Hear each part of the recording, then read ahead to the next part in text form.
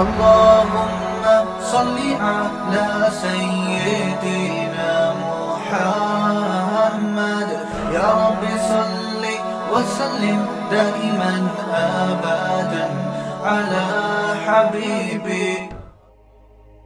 اللہ کو نہ ماننے والے اللہ کی عبادت نہیں کرتے. پیدا کرنے والے کا ان کی ڈکشنری میں کوئی تصور ہی نہیں ہے.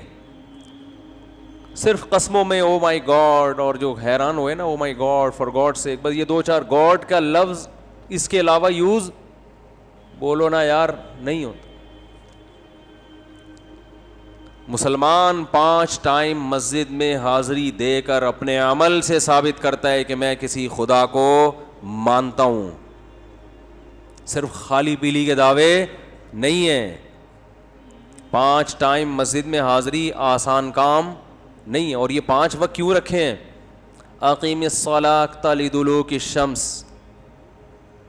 یہ جتنی نمازیں اللہ نے فرض کی ہے نا, اس میں زمین میں کوئی انقلاب آ رہا ہوتا ہے, ٹائم چینج ہو رہا ہوتا ہے.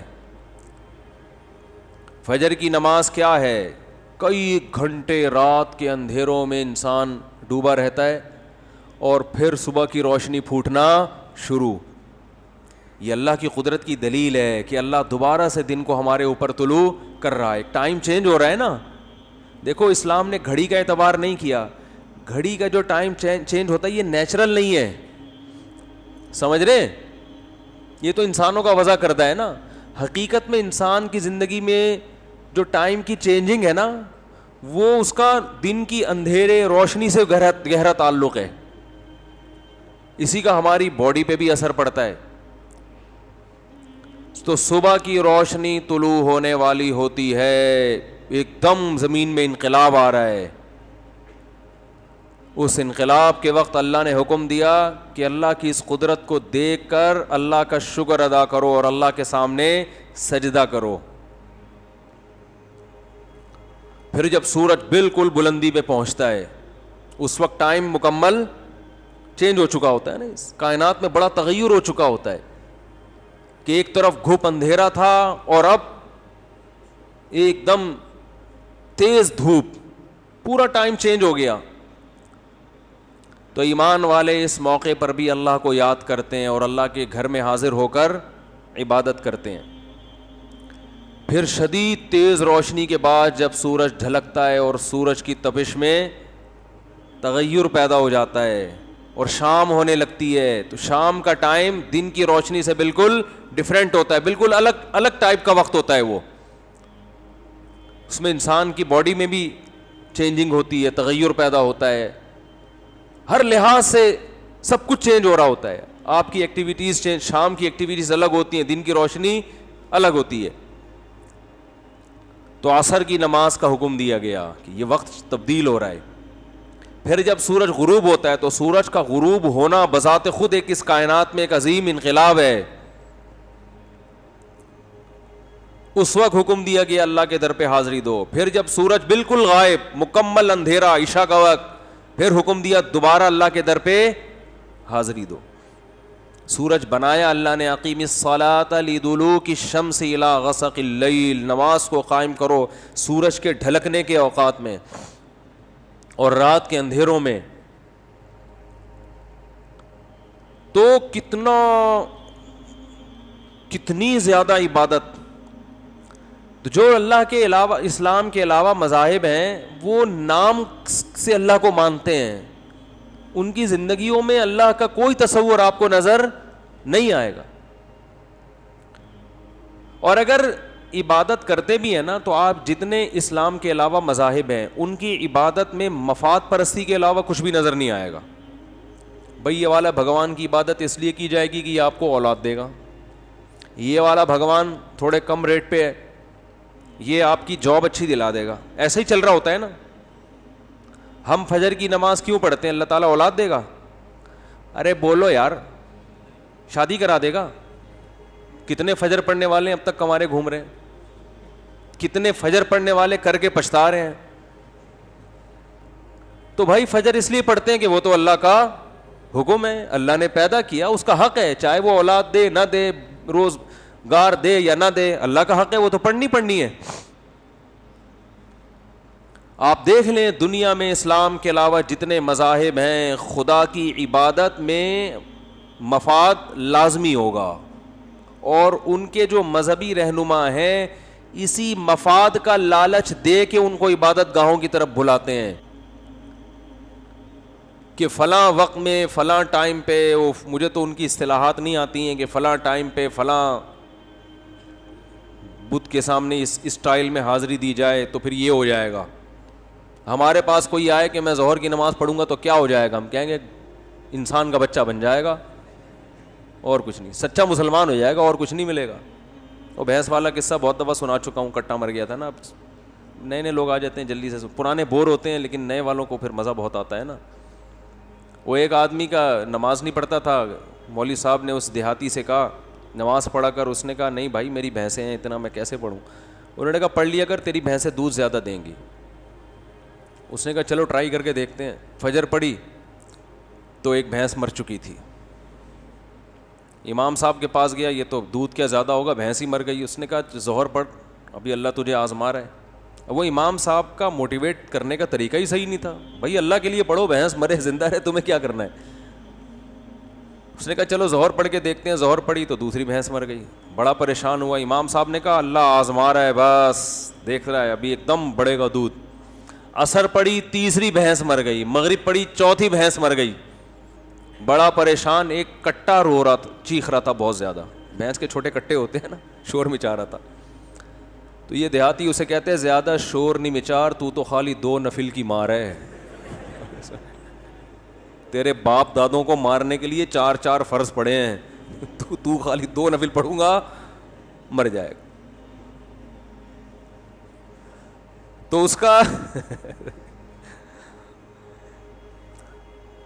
تو آپ کو اسلام کے علاوہ جتنے مذاہب نظر آئیں گے ان میں کیا ہے, یہ وظیفوں کا بھی تو یہی تصور ہے نا.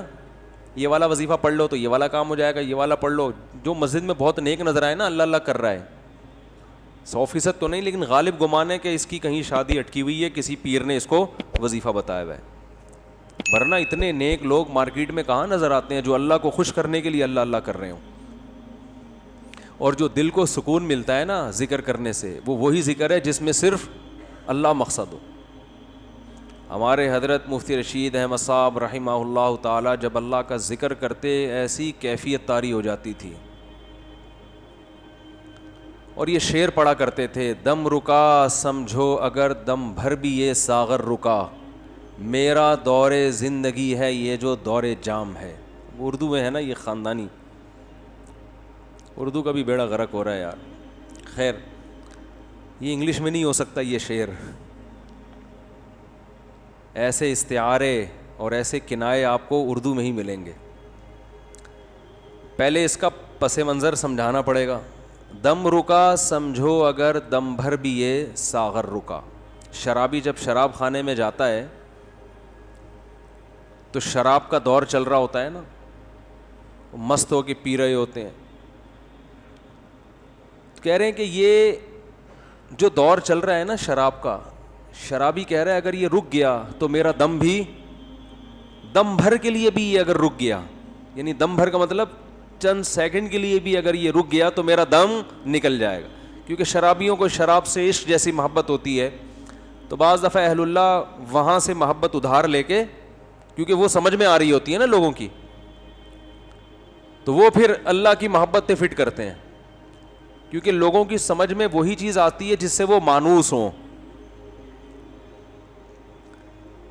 میرا دور زندگی ہے یہ جو دور جام ہے. یہ جو جام کا دور چل رہا ہے نا, یہ اصل میں میرے زندگی کا دور ہے, یعنی میرے خون کا دور ہے. تو دم بھر کے لیے بھی یہ سیٹ اپ اگر رک گیا, دم بھر کے لیے, تو میرا دم رک گیا.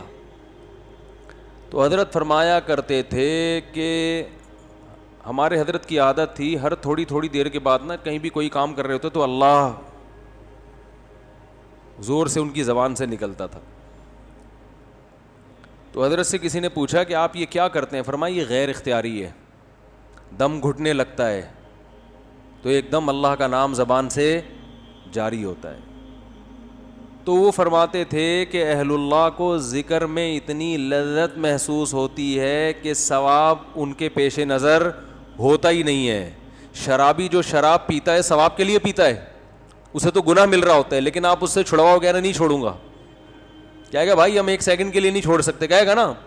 ہیروئن چی سے کہیں کہ بھائی تو ہیروئن چھوڑ دے, اس میں کوئی ثواب نہیں ہے, تو وہ کہے گا کس نے کہا ثواب ہے, میں کوئی ثواب سمجھ کے تھوڑی پی رہا ہوں.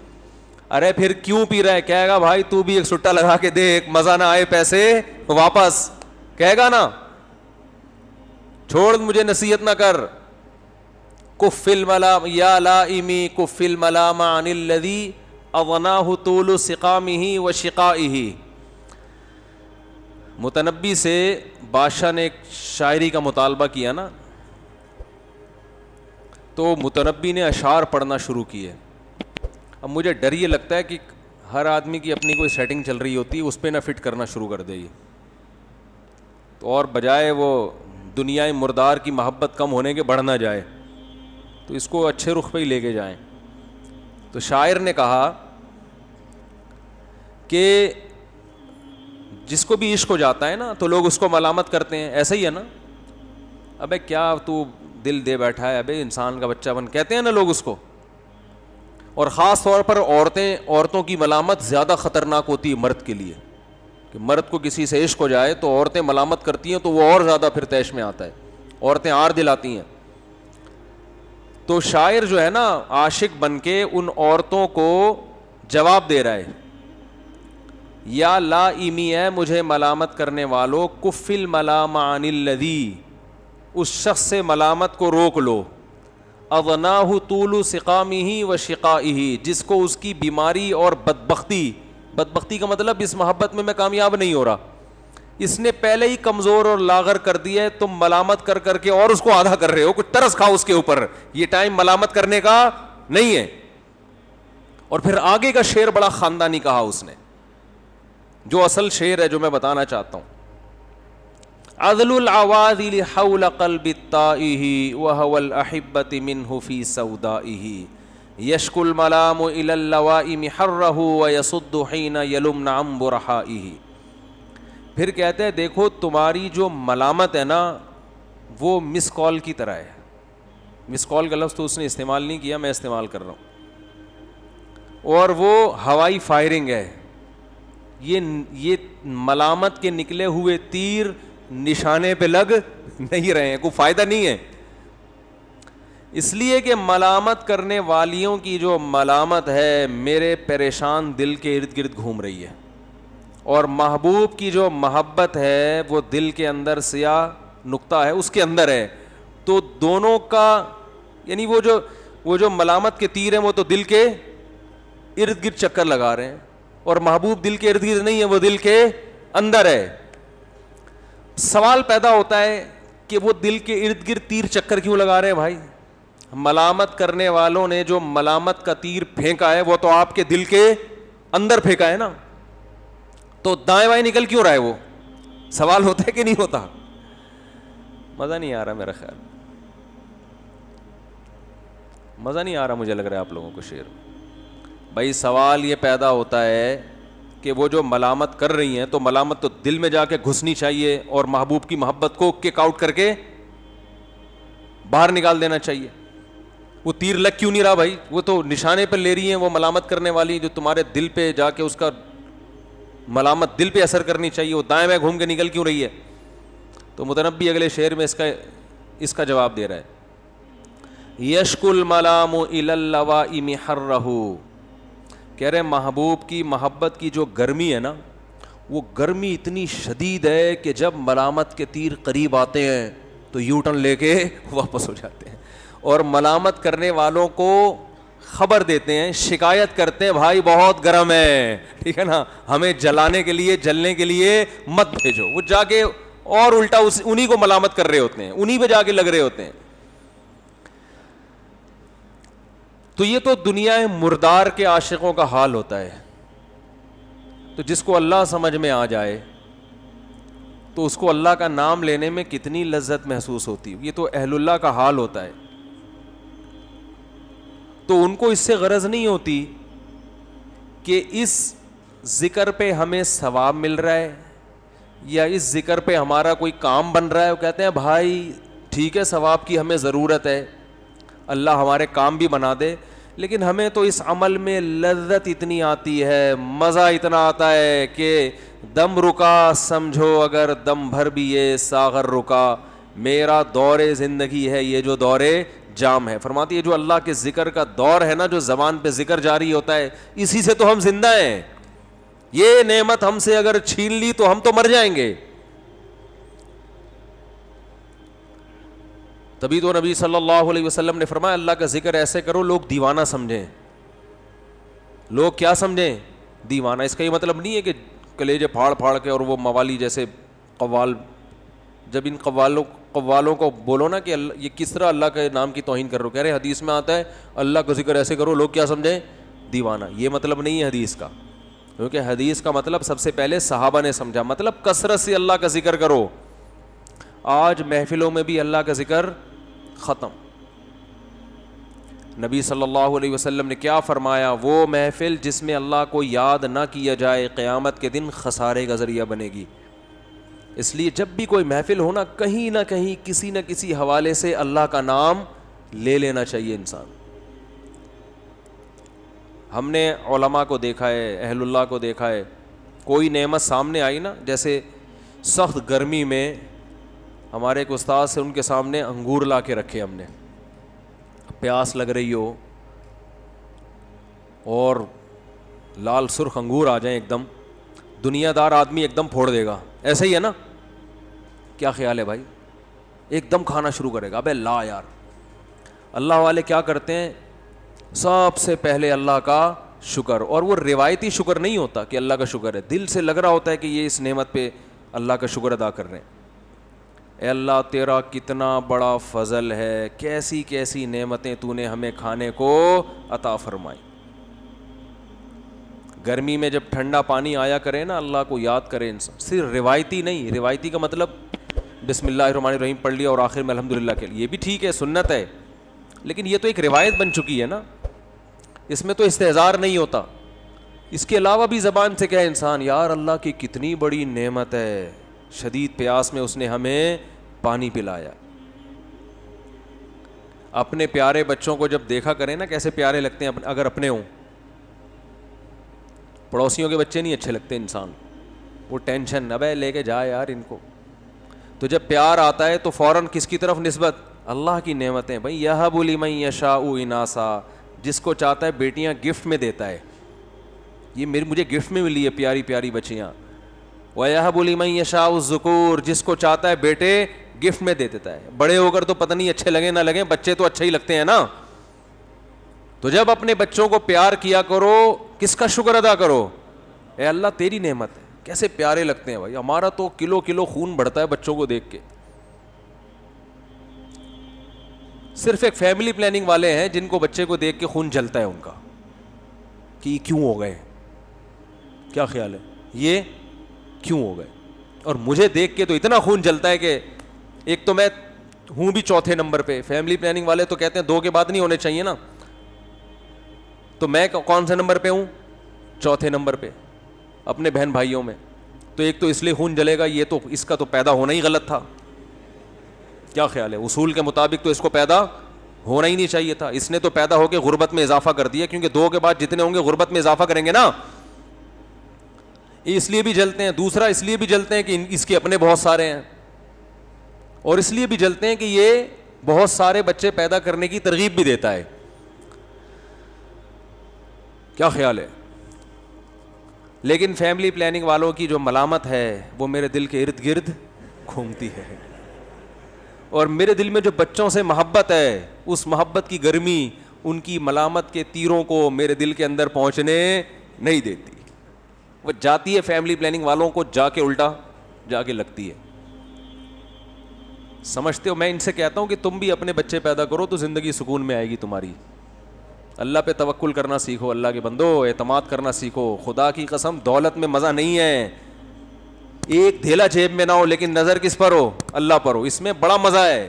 مفتی طارق مسعود صاحب کے بیانات سننے کے لیے youtube.com/مفتی طارق مسعود کو سبسکرائب کریں. और अगर आप लाइव वीडियो को कभी भी मिस नहीं करना चाहते हैं तो सब्सक्राइब करने के बाद बेल आइकन पे क्लिक करना मत भूलें। जज़ाकल्लाह।